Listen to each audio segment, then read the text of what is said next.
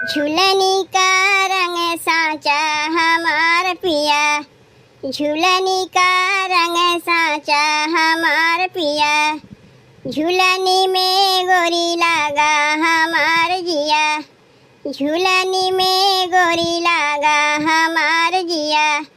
कौन सोनरवा बनायो रे झूलनिया, कौन सोनरवा बनायो रे झूलनिया, रंग पड़े नहीं कांचा हमार पिया, रंग पड़े नहीं कांचा हमार पिया, झूलनी का रंग साचा हमार पिया, झूलनी का रंग साचा हमार पिया।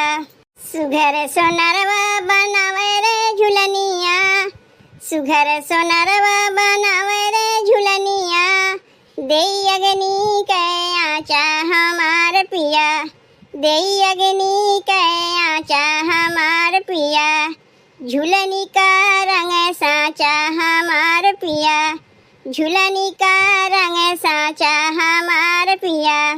शीतल पावत गगन समीरा, शीतल पावत गगन समीरा, तत्व मिलाए दियो पांचा हमार पिया, तत्व मिलाए दियो पांचा हमार पिया, झूलनी का रंग साचा हमार पिया, झूलनी का रंग साचा हमार पिया।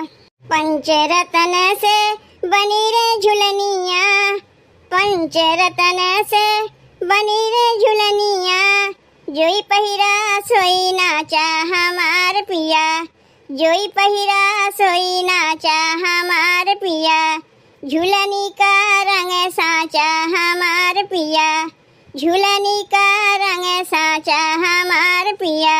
सुर नर मुनि देखे रीझे झूलनिया, सुर नर मुनि देखे रीझे झूलनिया, कोई न जगह में बाचा हमार पिया, कोई न जगह में बाचा हमार पिया, झूलनी का रंग साचा हमार पिया, झूलनी का रंग साचा हमार पिया।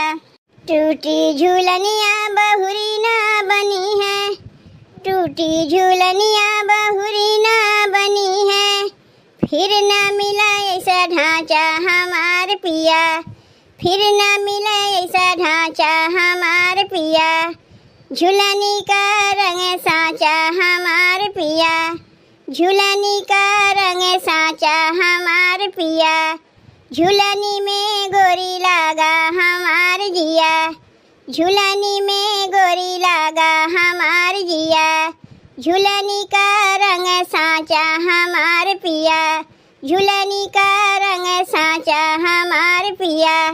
तब भैया बहनी गीतिया कैसन लाग? अगर अच्छा लाग हो चैनल सब्सक्राइब कर दियो, वीडियो को लाइक कर दियो भैया बहनी।